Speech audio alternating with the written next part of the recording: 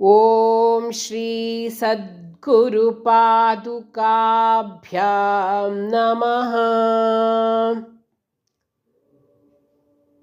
ಎಲ್ರಿಗೂ ನಮಸ್ಕಾರ.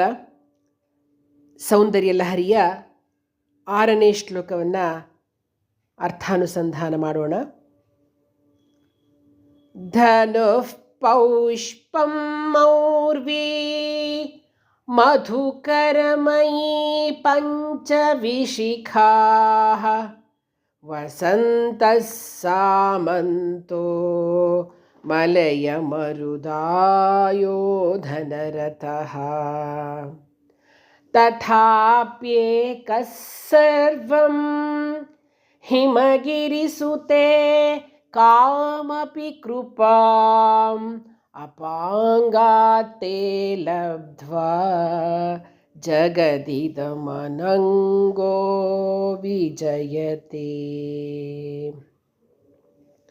ಧನುಃ ಪೌಷ್ಪಂ ಮೌರ್ವೀ ಮಧುಕರಮಯೀ ಪಂಚವಿಶಿಖಾಃ ವಸಂತಃ ಸಾಮಂತೋ ಮಲಯಮರುದಾಯೋ ಧನರಥಃ ತಥಾಪ್ಯೇಕಃ ಸರ್ವಂ ಹಿಮಗಿರಿಸುತೆ ಕಾಮಪಿ ಕೃಪಾಂ ಅಪಾಂಗಾತೆ ಲಬ್ಧ್ವಾ ಜಗದಿದಮನಂಗೋ ವಿಜಯತೆ.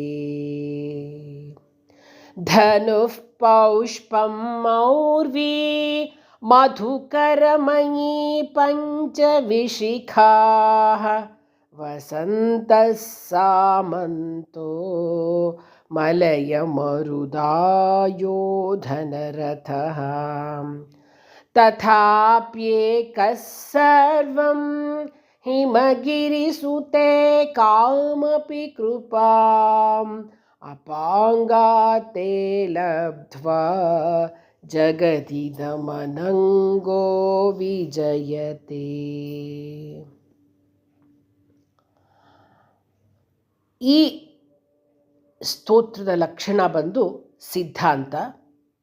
ಇಲ್ಲಿ ಭಗವತ್ಪಾದರು ದೇವಿಯ ಕಡೆಗಣ್ಣ ನೋಟದ ಒಂದು ವರ್ಣನೆಯನ್ನು ಮಾಡ್ತಾ ಇದ್ದಾರೆ. ಏನು ಈ ಶ್ಲೋಕದ ಅರ್ಥ ಅಂದರೆ, ಹಿಮಗಿರಿಸುತೆ, ಓ ಹಿಮವಂತನ ಪುತ್ರಿಯೇ, ಪಾರ್ವತಿಯೇ, ಹೇಮಲತೆಯೇ, ಅನಂಗಃ ಅಂಗರಹಿತವಾದ ಮನ್ಮಥನು. ಅನಂಗ ಅಂದರೆ ಅಂಗವಿಲ್ಲದ, ಅವನಿಗೆ ಶಾಪ, ಅವನಿಗೆ ಇದಾಗತ್ತಲ್ಲ, ಅವನು ಸುಟ್ಟು ಬೂದಿ ಆಗ್ತಾನಲ್ಲ. ಶಿವನಿಗೆ ಹೂಬಾಣವನ್ನು ಪ್ರಯೋಗ ಮಾಡಿದಾಗ ಶಿವನ ಮೂರನೇ ಕಣ್ಣಿಂದ ಸುಟ್ಟು ಭಸ್ಮ ಆದಾಗ ರತಿ ಕೇಳ್ಕೊಳ್ತಾಳೆ, ಹೀಗಾಗ್ಬಿಟ್ರೆ ನನಗೆ ಕಷ್ಟ, ನನಗೆ ಬೇಕು ಮನ್ಮಥ ಅಂದಾಗ ಅವನನ್ನು ಅವಳೊಬ್ಬಳಿಗೆ ಕಾಣೋ ಹಾಗೆ ಅಂಗರಹಿತವನ್ನಾಗಿ ಮಾಡಿ ಅವಳೊಬ್ಬಳಿಗೆ ಕಾಣೋ ಹಾಗೆ ಮಾಡ್ತಾನೆ. ಅದಕ್ಕೆ ಅವನು ಅನಂಗ ಆಗ್ತಾನೆ, ಅವನು ಮನ್ಮಥ. ಆ ಮನ್ಮಥನ ಧನುಸ್ಸು ಪೌಷ್ಪಂ ಹೂಗಳಂತೆ ಅತಿ ಮೃದುವಾದುದು. ಓ ಪಾರ್ವತಿಯೇ, ಮನ್ಮಥನ ಧನುಸ್ಸು ಹೂಗಳಂತೆ ಬಹಳ ಮೃದುವಾದುದು. ಮೌರ್ವಿ ಬಿಲ್ಲಿನ ಹೆದೆಯು, ಅಂದರೆ ಅದರದ್ದೊಂದು ಹಗ್ಗ ಇರುತ್ತಲ್ಲ ಬಿಲ್ಲಿನ, ಅದು.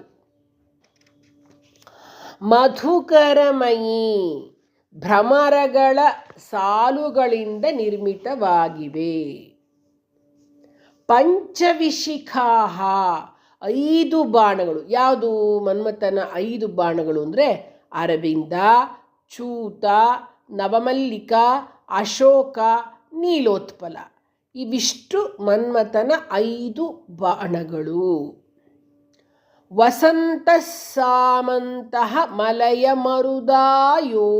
ರಥಃ. ಇವುಗಳೆಲ್ಲದರ ಪ್ರಸಾರ ಏನಂದರೆ ಮಲಯ ಮಾರುತದ ಮೂಲಕ ವಸಂತ ಋತುವಿನಲ್ಲಿ ಪ್ರಸಾರವಾಗ್ತಕ್ಕಂಥದ್ದು.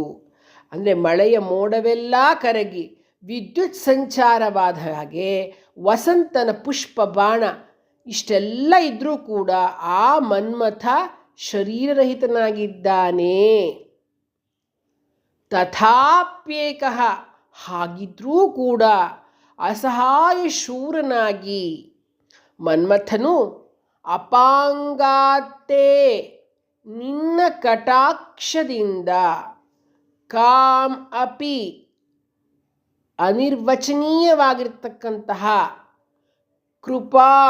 ಕೃಪೆಯನ್ನು ಲಬ್ಧ್ವಾ ಪಡೆದು ಸರ್ವಂ ಜಗತ್ ವಿಜಯತೆ ಎಲ್ಲ ಪ್ರಪಂಚವನ್ನು ಸಮಸ್ತ ಜಗತ್ತನ್ನು ಗೆಲ್ತಾನೆ. ಅಂದರೆ ಕೈಗಳು ಇಲ್ಲದಿದ್ದರಿಂದ ಬಿಲ್ಲನೆಳೆಯೋದಾಗಲಿ ಬಾಣ ಬಿಡೋದಾಗಲಿ ಆಗೋದಿಲ್ಲ. ಕಾಲುಗಳು ಇಲ್ಲೋದ್ರಿಂದ ರಥದಲ್ಲಿ ನಿಂತ್ಕೊಳ್ಳೋದಕ್ಕಾಗಲಿ ಆಗೋದಿಲ್ಲ. ಬಾಯಿ ಕಣ್ಣು ಕಿವಿಗಳು ಇಲ್ಲದಿರೋದ್ರಿಂದ ಮಿತ್ರನಾದ ವಸಂತನೊಡನೆ ಮಾತುಕತೆ ಮುಂತಾದವು ಕೂಡ ಅಸಂಭವವಾಗಿರ್ತಕ್ಕಂಥದ್ದು. ಆದರೂ ಯಾರಿಗೆ ಅಂದರೆ, ಯಾಕೆಂದರೆ ಅವನು ಅನಂಗ ಅಲ್ವ ಮನ್ಮಥ, ಯಾವುದೂ ಇಲ್ಲ, ಅಂಗಗಳೇ ಇಲ್ಲ ಅವನಿಗೆ, ಇವ್ಯಾವುದೂ ಮಾಡೋಕ್ಕಾಗಲ್ಲ ಅವನಿಗೆ.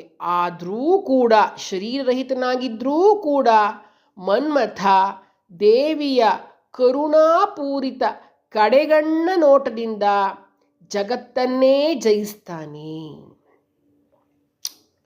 ಇನ್ನು ಅಂಗವಿರ್ತಕ್ಕಂತಹ ನಾವು ಆ ತಾಯಿಯ ಕೃಪೆಯನ್ನು ಪಡೆದು ಬಿಟ್ಟರೆ ಇನ್ಯಾವ ಮಟ್ಟದಲ್ಲಿ ಇರಬಹುದು ನೋಡಿ. ದೇವಿ ಕಣ್ಣು ತೆರೆದರೆ ಸೃಷ್ಟಿ, ಮುಚ್ಚಿದ್ರೆ ಲಯ. ಅವಳ ಒಂದು ಕುಡಿ ನೋಟನೇ ಸಾಕು ಭಕ್ತರು ಉದ್ಧಾರವಾಗಲಿಕ್ಕೆ.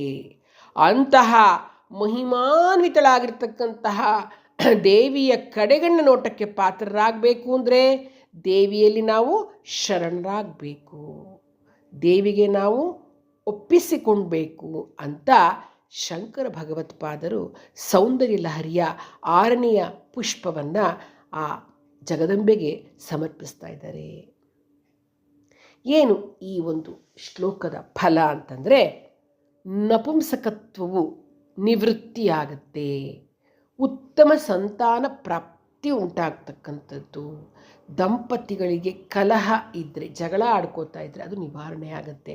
ನೋಡಿ, ಮಕ್ಕಳಾಗಿರಲಿಲ್ಲ, ಗಂಡಸರಿಗೆ ಏನೋ ಸಮಸ್ಯೆಗಳಿರುತ್ತೆ, ಅದರಿಂದ ಮಕ್ಕಳಾಗಿರೋದಿಲ್ಲ. ಅಂತಹ ಸಮಯದಲ್ಲಿ ಈ ಶ್ಲೋಕವನ್ನು ಹೇಳ್ಕೊಳ್ಳೋದ್ರಿಂದ ಒಳ್ಳೆ ಮಗು ಆಗ್ತಕ್ಕಂತಹ ಒಂದು ಸಂಭವ ಇದ್ದೇ ಇದೆ.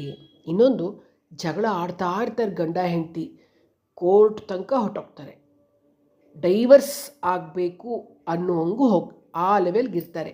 ಅಂತಹ ದಂಪತಿಗಳು ಈ ಶ್ಲೋಕವನ್ನು ಹೇಳ್ಕೊಳ್ಳೋದ್ರಿಂದ ಅವರ ಸಮಸ್ಯೆ ದೂರವಾಗುತ್ತೆ.